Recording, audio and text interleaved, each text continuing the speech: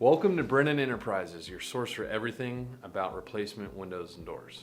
In this video, we'll be reviewing the Andersen 100 series single hung window. And today we'll be covering three parts: style, material, and color. So let's start with style. This is the single hung window. A single hung window has an operable sash that slides vertically. The next thing we'll talk about is the hardware.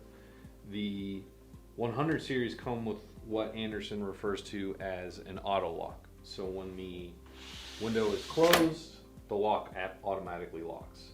This particular window has an optional upgrade lock, which Andersen refers to as the metal slimline lock. As for the material, the window is made out of Fibrex, which Andersen developed themselves. It's a proprietary composite material made of wood fiber and PVC polymer. Andersen claims it's twice as strong as vinyl and it won't flake, blister, or peel. This material works in all climates. It's a little more expensive than vinyl, but more affordable than wood or wood-clad windows. Finally, let's talk about color. The 100 series windows are available in 4 interior colors and 5 exterior colors. Andersen is actually one of the few window vendors that will do a black interior and exterior on their window. Most manufacturers don't offer this option on vinyl.